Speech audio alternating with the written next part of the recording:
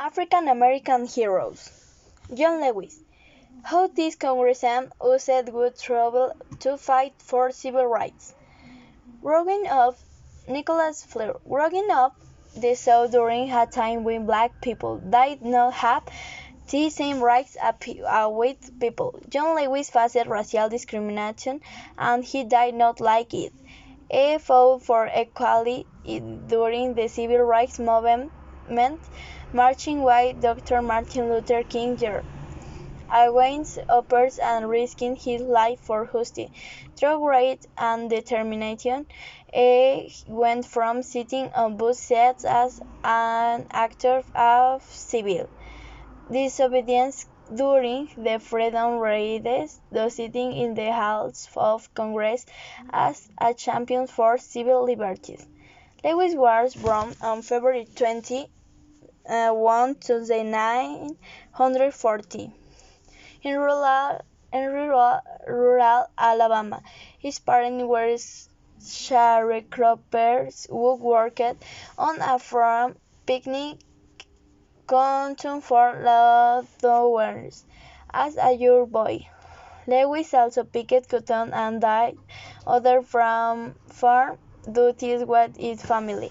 It was hard work, but he enjoyed being with the chickens. Lewis wanted to be a pastor, so he would preach to his fractured flock in the chicken coop while tending to the hens and counting their eggs. His inspiration was King was worth Lewis listened to on the radio.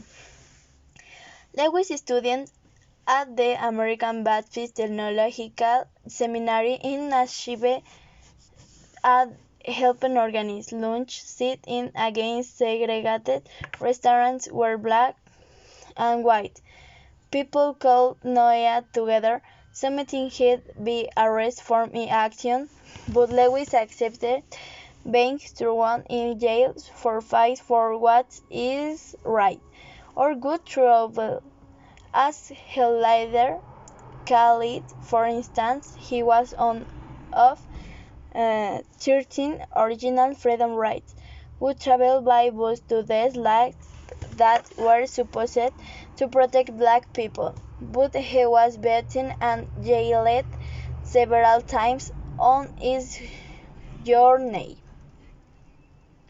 Right got trouble arrest. Lewis is placed in police van after is 1961 arrest in Jackson, Mississippi as one of the Freedom Riders. Lewis' most memorable act, Go Trouble, occurred on 7 1 1965 when he led a group of 600 people across the Admittance Bridge in Selma, Alabama, on what would be known as Bloody Sunday. Lewis, who was the only 25, who marched across the bridge in fight for equal voting rights for black people. In his bag he carried just a toothbrush, toothpaste, 2 books, an orange and an apple, but he and the other peaceful protesters were met by police officers carrying batons. The police fired tear gas onto the ground and attacked them, leaving many bloody and wounded. Lewis was knocked unconscious. The events of Bloody Sunday were caught on camera and televised throughout the country. They attracted more protests. King joined Lewis and thousands of other protesters to march from Selma to Montgomery, Alabama. Their effort eventually led to the signing of the Voting Rights Act in 1965, what outlawed the discrimination practice that prevents many Black Americans from voting. Lewis eventually became Congress from Georgia in 1985 from pancreatic cancer at the of 80 on Julio 2017. 2020.